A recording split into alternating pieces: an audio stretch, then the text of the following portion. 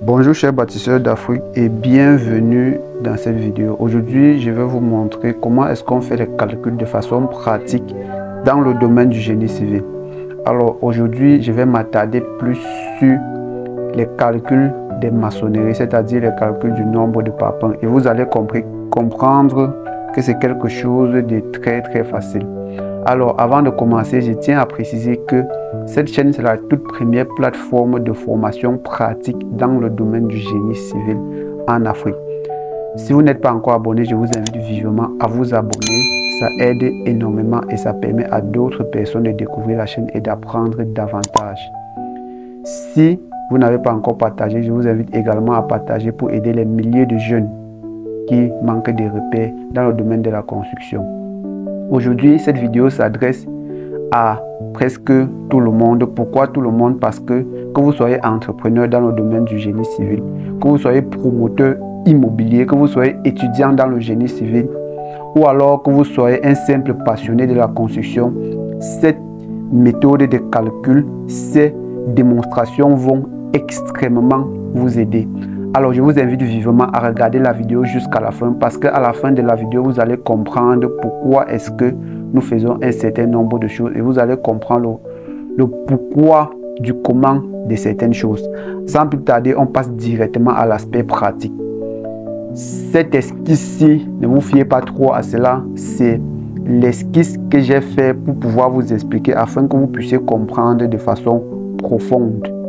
Alors, voici l'esquisse que nous avons réalisée. Donc nous supposons ça comme étant une maison. Ne vous fiez pas trop au plan. Ce n'est pas un plan proprement dit. Voici, on suppose que la longueur du bâtiment c'est 10 mètres. La largeur du bâtiment c'est 5 mètres. À partir de cela, on calcule le linéaire total du bâtiment. Nous avons deux méthodologies de calcul. La première méthode c'est la méthode par la longueur.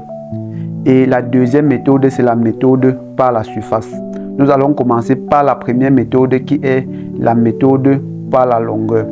Nous avons calculé, si vous ne connaissez pas déjà comment on calcule le linéaire total d'un bâtiment, faites-le moi savoir, je vais vous montrer exactement comment est-ce qu'on fait. Donc c'est quelque chose de très facile, c'est très pratique. Donc j'ai calculé le linéaire total à partir du plan. Voici le linéaire total qui donne 35 mètres linéaires. Donc pour pouvoir trouver le nombre de parpaings, j'ai précisé ici que les parpaings que nous supposons utiliser dans notre cas d'espèce, ce sont les parpaings de 15. C'est pour ça que vous voyez ici 15 x 20 x 40. Or, 15 c'est l'épaisseur du parpaing, 20 c'est la hauteur du parpaing et 40 c'est la longueur du parpaing. Tout ça en centimètres. Tout ça en centimètres. Alors, la première méthode, c'est la méthode par la longueur. Comment est-ce que ça fonctionne? Vous allez vous rendre compte ici, j'ai le linéaire total. Le nombre de parpaings est égal à quoi? La formule c'est linéaire total divisé par 0,4. 0,4 ici, ce sont les 40 ici que j'ai converti en mètres. Vous voyez un peu. Le linéaire total, c'est le nombre de parpaings. Autant pour moi, c'est linéaire total divisé par 0,4 le tout fois 14. 14 ici c'est le nombre d'assises de parpaings. Pour un bâtiment de 3 mètres, nous savons que le nombre d'assises c'est 14 assises. Donc comprenez très bien. Le nombre de parpaings égale au linéaire total divisé par 0,4 le tout fois 14. Pourquoi? Parce que pour pouvoir utiliser la méthode par la longueur, dès qu'on a le linéaire total, on prend le linéaire total, on divise par un parpaing. On divise par un parpaing. Un parpaing qui est 0,4. Là, tu as le nombre de parpaings à la première assise. Tu as le nombre de parpaings à la première assise et tu fais x 14 pour avoir le nombre de parpaings total. Donc là, ça va nous donner 35 divisé par 0,4 le tout x 14. Vous voyez un peu. Donc ça donne un nombre de parpaings de 1225 parpaings. Vous pouvez calculer pour vérifier. La deuxième méthode, ça va être la méthode par la surface. La méthode par la surface. Vous allez vous rendre compte, tout ça c'est très facile. C'est très facile. Observez très bien. La méthode par la surface. Nous savons que nous avons déjà le linéaire total, mais il faut comprendre quelque chose de très important, c'est que nous savons que pour 1 mètre carré de mur, nous utilisons 12,5 parpaings. 1 mètre carré de mur prend 12,5 parpaings. Pour les parpaings de 15, bien sûr. 1 mètre carré de mur prend 12,5 parpaings. Pour les parpaings de 15. Retenez d'abord cela parce que c'est très important. Maintenant, pour calculer à partir de la surface, on doit d'abord trouver la surface totale. La surface totale sera égale au linéaire total multiplié par la hauteur. Comment faire pour trouver la hauteur? La hauteur, c'est tout simplement la hauteur d'un parpaing multiplié par le nombre d'assises. Vous voyez un peu? C'est tout simplement la hauteur d'un parpaing multiplié par le nombre d'assises. Ce qui fait quoi? Ce qui fait 0,2 fois 14. Ce qui fait tout simplement 0,2 fois 14. Ça donne 2,8. Dans notre cas d'espèce, nous savons que nous avons extrait ce qu'on appelle l'épaisseur des joints. Je pense que vous connaissez très bien. Si vous ne connaissez pas, faites-le moi savoir en commentaire. Posez-moi toutes vos questions en commentaire. Je prendrai le soin de vous répondre. Je prendrai vraiment le soin de vous répondre. Parce que mon objectif, c'est que vous compreniez. Mon objectif, c'est que vous compreniez. Et si aussi vous avez besoin d'un accompagnement ou alors si vous avez votre projet à faire exécuter, n'hésitez pas à me le faire savoir. Nous avons notre numéro dans la description de la vidéo. Je continue. La surface totale sera égale au linéaire total multiplié par la hauteur. Or, la hauteur ici, dans notre cas d'espèce, c'est 2,8 mètres. On prend 35 fois 2,8, ça donne 98,0 mètres carrés. Je mets 98,0 mètres carrés pour préciser qu'il y aura des cas où ça ne sera pas 0 ici, mais il y aura plusieurs virgules. Et toutes les virgules là, vous devez prendre ça en considération pour pouvoir calculer vos parpaings. Vous devez prendre ça en considération. Ne l'oubliez pas. Là maintenant, le nombre de parpaings sera égal à quoi? Le nombre de parpaings, nous savons déjà que par unité de surface, nous avons 12,5 parpaings.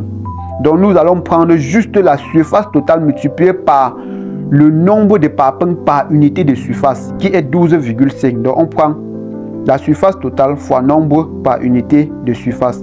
98,0 fois 12,5. On va aboutir au résultat 1225 parpaings.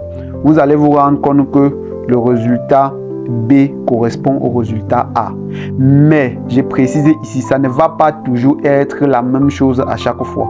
Ça ne va pas toujours être la même chose à chaque fois. Donc, faites très attention. Faites très attention, soyez vigilants, soyez prudents. Donc, je vais faire le résumé de la méthodologie, des deux méthodologies et soyez attentifs. Je vais faire le résumé. Je vous ai expliqué, pour pouvoir calculer le nombre de parpaings pour votre construction, vous devez faire quoi? Vous devez calculer d'abord le linéaire total de votre bâtiment. Le linéaire total, que ce soit une barrière ou un quelconque ouvrage, vous devez calculer le linéaire total. Dès que vous avez le linéaire total, soit vous utilisez la méthode par la longueur, soit vous utilisez la méthode par la surface. Dites-moi en commentaire la méthode qui vous intéresse le plus. Je serai très ravi de voir quelle méthodologie va gagner en commentaire. Ça serait très important et ça va m'aider vraiment à améliorer les contenus que je partage. La première méthode, la méthode par la longueur.